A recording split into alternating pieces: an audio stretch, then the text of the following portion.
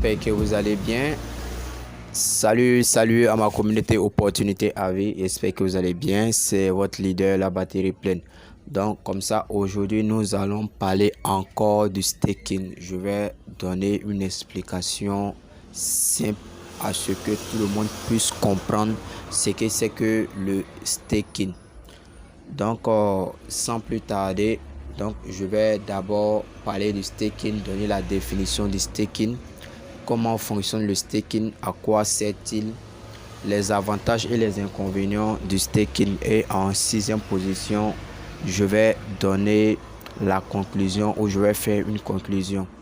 Donc je vais essayer d'expliquer un peu, donner la définition plus ou moins simple, mais je vais essayer d'aller. Donc comme ça, on dit, contrairement au minage de crypto-monnaies qui nécessite un investissement conséquent en matériel et des connaissances techniques importantes, le staking est un mécanisme qui permet de générer des revenus passifs en détenant juste des crypto-monnaies dans un portefeuille. Donc je vais m'expliquer maintenant, ou je vais donner l'explication simple du staking, la définition étymologique du staking. On a vu un peu, on n'a pas besoin de miner ou quoi que ce soit, juste détenir la crypto-monnaie et le placer à quelque part pour recevoir des revenus passifs. Donc en ce qui concerne la définition, très simple, ce concept signifie empilement ou jalonnement. Le détenteur de crypto-monnaies va participer aux opérations de validation des transactions au sein d'un réseau de la blockchain.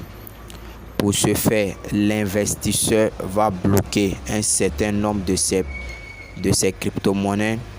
En échange, il percevra une récompense sous forme de rendement en pourcentage.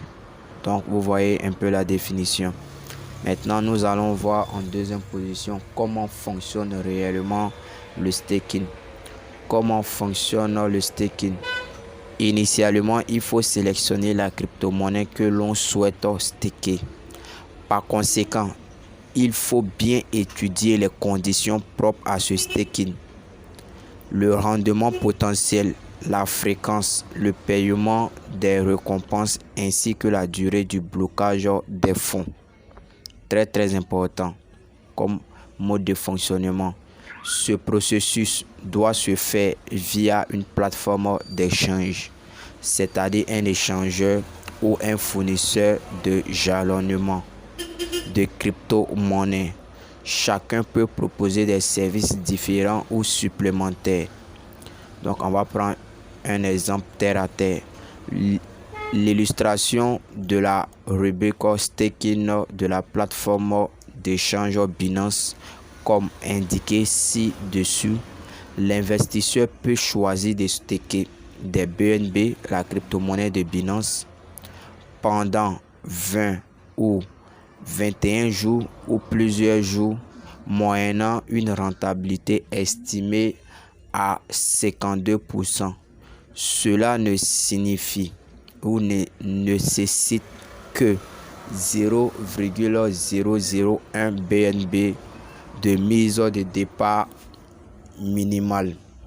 Donc on a vu un peu comment ça fonctionne. Il faudrait faire l'échange, il faudrait staker sur une plateforme bien spécifique qui font le staking également. Donc en quatrième position, à quoi sert-il? À quoi sert-il de faire le staking? Pour certains investisseurs, le staking est la solution idéale pour se générer un revenu passif. C'est-à-dire que c'est un moyen de se faire des revenus au même titre que les intérêts obtenus pour l'argent placé sur un compte bancaire, un peu comme le système traditionnel bancaire. Les crypto-monnaies restent encore une classe d'actifs très risquée et en attente d'être réglementée. Or, le staking offre une possibilité de diversifier ses actifs en allant chercher de la rentabilité sur de long ou de court terme, comme sur une multitude de crypto-monnaies comme le NEO, le Tezos, le BNB Smart Chain, le CAL, le ZID, le Tron, le Osmosis. Tout ça là, vous pouvez staker. Vous pouvez faire le staking avec ces différentes crypto-monnaies que j'ai énumérées. Mais les plus connus sont le Tron, le Tezos, BNB, Osmosis, ainsi de suite. Il y a plein de crypto-monnaies dont vous pouvez staker avec, mais c'est des crypto-monnaies particulières. Donc nous allons voir ensuite les avantages et les inconvénients liés au staking. Le staking fait partie des options ou des outils incontournables pour l'investisseur en crypto-monnaie. En fait, si ce mécanisme offre de nombreux avantages, il convient cependant de connaître les risques inhérents à son utilisation.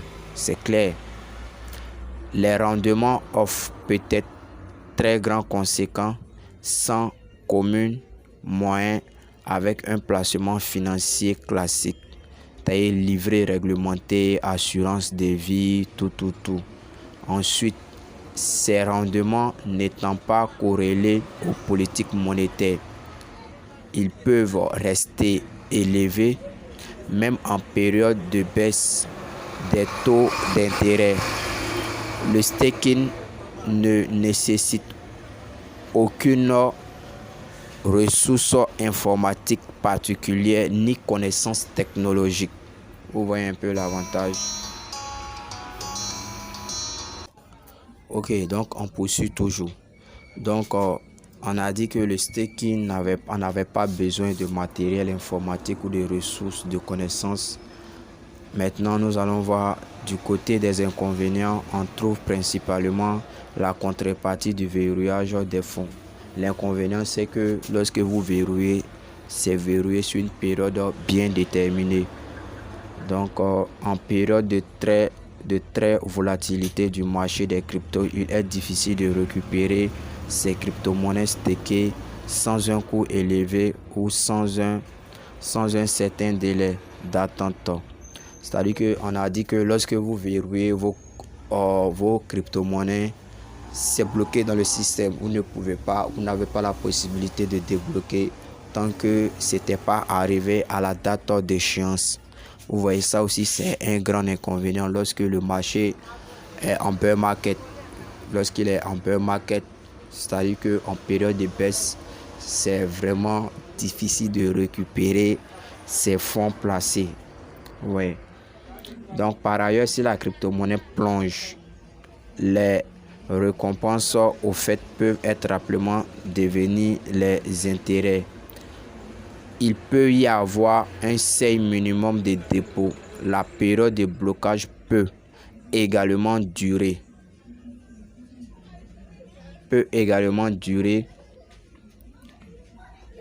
voire même des années. Ensuite, les gains résultant du staking sont taxés au titre des plus-values et donc soumis à l'impôt sur revenu. Vous voyez, les gains que vous gagnez, il y aura une partie du taxe qui va être payée aussi. C'est des plus-values, c'est vos bénéfices, c'est dans les bénéfices que vous allez payer les taxes. Donc, en 6e point, nous allons essayer de faire la conclusion du staking. Donc, le staking de crypto-monnaie est une méthode simple et sécurisée pour faire travailler les différentes crypto-monnaies détenues par l'investisseur. On a dit que c'est lorsque vous avez des crypto-monnaies, ça vous permet au lieu de laisser ces crypto-monnaies dormir dans votre portefeuille, c'est préférable de les staker afin que ça vous rapporte un plus. Ce mécanisme peut venir en complément d'une activité plus soutenue du trading ou peut tout simplement être une solution de mise sur de long terme en générant régulièrement des intérêts. Aujourd'hui, de plus en plus de plateformes réglementées et de référence proposent des services de staking. Les options de staking ne servent de se multiplier et en misant sur le staking, les investisseurs contribuent au développement de l'écosystème des crypto-monnaies. Donc, en participant ou en stakant, vous contribuez non seulement à la sécurisation ou au développement de l'écosystème des crypto-monnaies. Donc, vous voyez, il y a des avantages et il y a des inconvénients dans le staking. Donc, vous voyez, je pense bien que j'ai expliqué de la façon la plus simple possible à ce que tout le monde puisse comprendre un peu de quoi il s'agit réellement le staking.